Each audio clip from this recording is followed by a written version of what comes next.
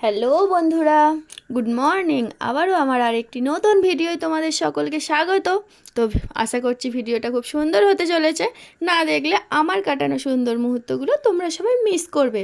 তো ভিডিওটা তোমরা সবাই দেখতে থাকো, আশা করছি খুব ভালো লাগবে। তো বড় সোনার সকালে স্কুল বলে আমার মাথাটা পুরো খারাপই হয়ে গেছে। কেননা সকালে এত হুটোপাটি করে কাজ করা আমার প্র্যাকটিস নেই। ওকে স্কুলের জন্য রেডি করানো, তার ওপরে ছোটো সোনা উঠে পড়ে। সেই জন্য এই সবেমাত্র স্কুলটা শুরু হয়েছে না, সেই জন্য আমাকে তাড়াহুড়ো করে কাজকর্মগুলো করতে হচ্ছে, যেন অসুবিধা হচ্ছে, পরে প্র্যাকটিস হয়ে যাবে। তো যার যেটা অভ্যাস, বড় সোনার অভ্যাস ড্রয়িং করা, তাকে যতই মানা করি শোনে না।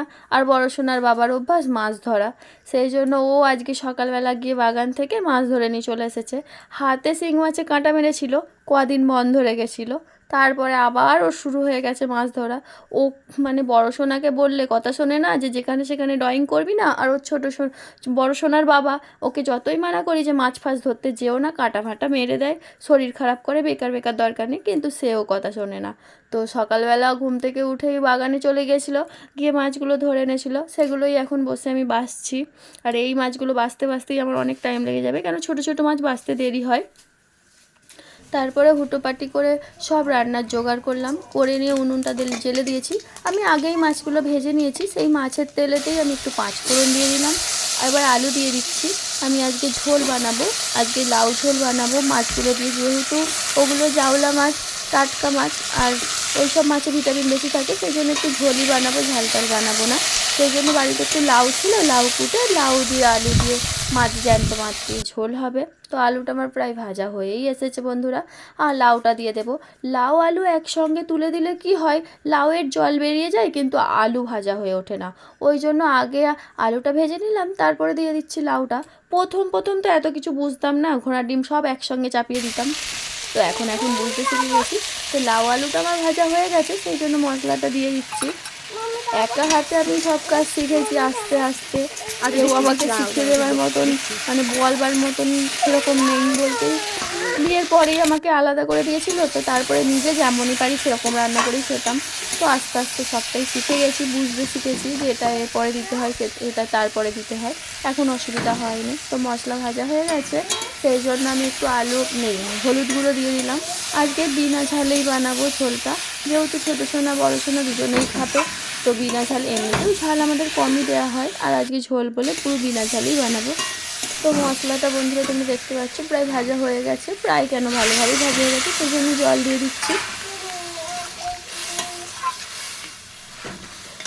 জলটা একটু বেশিই দেবো, কেননা ঝোল ঝোল থাকবে, এই ঝোল দিয়েই ভাত খাওয়া হবে। আর ডাল আমি আলাদা এক্সট্রা করে বানাবো না, সেই জন্য ঝোলটার জলটা একটু বেশিই দিলাম। তো ঝোলটা আমার প্রায় বন্ধুরা সেদ্ধ হয়ে গেছে, ভালোভাবে সেদ্ধ হয়ে গেছে। এবার মাছগুলো আমি দিয়ে দেবো এর মধ্যে।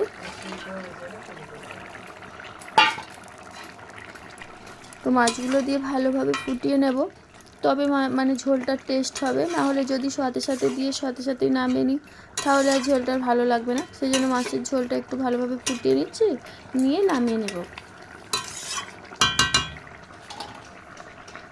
তো মাছের ঝোলটা নামিয়ে নিচ্ছি। আমি আগের দিনে ভেবে রেখেছিলাম আজকে একটু উচ্ছের টবকা ঝোল মানে ঝাল করব সর্ষে বাটা দিয়ে, কিন্তু এখন আর আমার হয়ে উঠবে না, কেননা অনেকটা দেরি হয়ে গেছে আমার রান্না করতে। সেই জন্য আজকে আর আমি উচ্ছের ঝালটা বানাতে পারলাম না।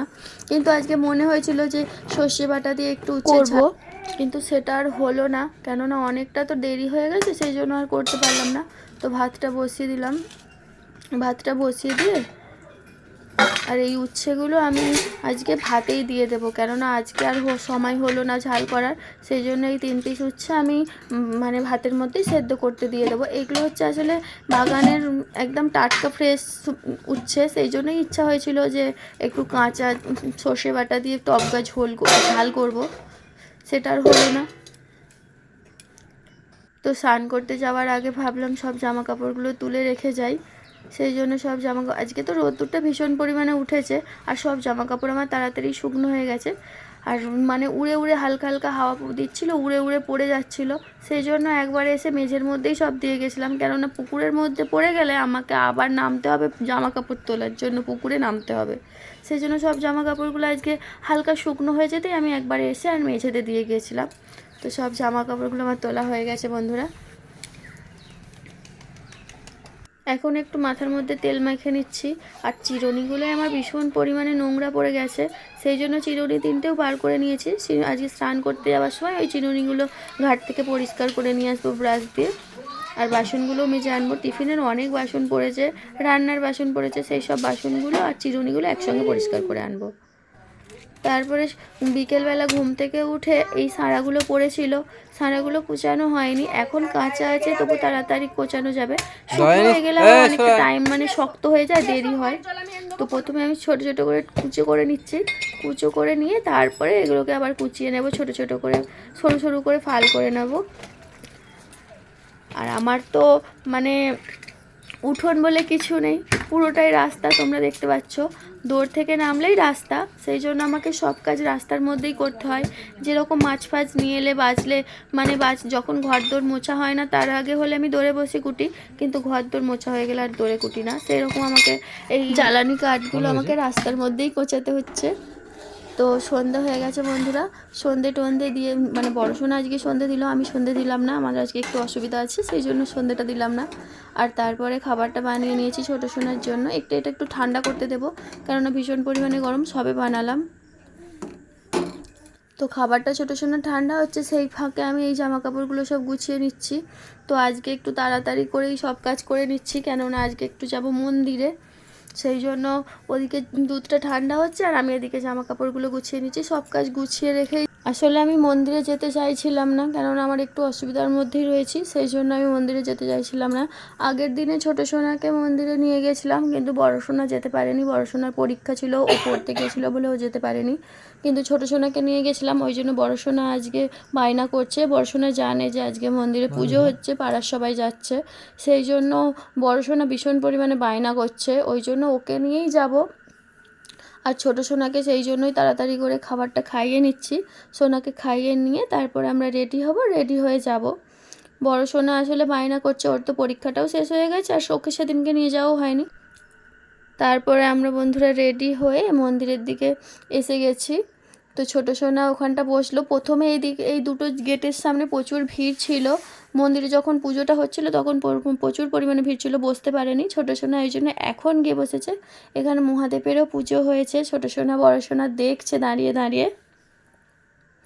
আসলে এখন প্রসাদ দিতে শুরু হয়ে গেছে, সেই জন্য সবাই প্রসাদ আনতে গেছে। আর এদিকে হচ্ছে হোম, মায়ের এই হোমটা এই জায়গাটার মধ্যেই হয়, এখানটা ফাঁকা রয়েছে, এইখানটার মধ্যেই হয়, আর সবাই সাইড থেকে দাঁড়িয়ে দেখতেও পায়।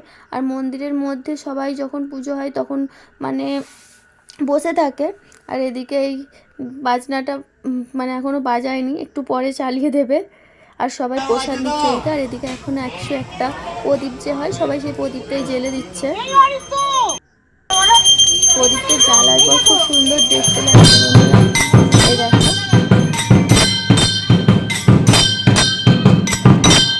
এই যে মন্দিরের মানে অটোমেটিক ঢাক ঘন্টা এটা বাজছে, খুব সুন্দর দেখতে লাগছে। প্রচুর লোক এসেছিল, কিন্তু আমার মন্দিরে আসতে দেরি হয়ে গেছে, অনেকেই চলে গেছে প্রসাদ নিয়ে, পুজো দিয়ে চলে গেছে। তো তারপরে আমরা একটু প্রসাদ নিয়ে নিলাম। তো ছোটো সোনা তো খেতে পারছিল না, শুধু নিয়ে বসেই ছিল আর সবাইয়ের দিকে তাকিয়ে তাকিয়ে দেখছিল। আর এদিকে সবাই একসাথে মানে প্রসাদ খাচ্ছে, অনেকে বাড়ি চলে গেছে, পুজো দিয়ে প্রসাদ নিয়ে অনেকে বাড়ি চলে গেছে, আমারই একটু যেতে দেরি হয়ে গেছে আর কি। এই সবে মাত্র বাড়িতে ফিরলাম বন্ধুরা মন্দির থেকে, এখনও আমার খাবার দাবার কিচ্ছু হয়নি। তো বড়বাবু ডিউটি গেছে, উনি আসবে 10টা সাড়ে 10টার সময়, তো ওনার জন্য আমাকে খাবার করতে হবে। সবাই মিলে বাড়িতে চলে এলাম মন্দির থেকে, এবার আমি খাবার বানাবো, রুটি তরকারি বানাবো। তো আজকের ব্লগটা আমি এখানেই শেষ করছি। যদি ভালো লাগে লাইক করো, কমেন্ট করো, চ্যানেলটা সাবস্ক্রাইব করো, আমার পাশে থেকো।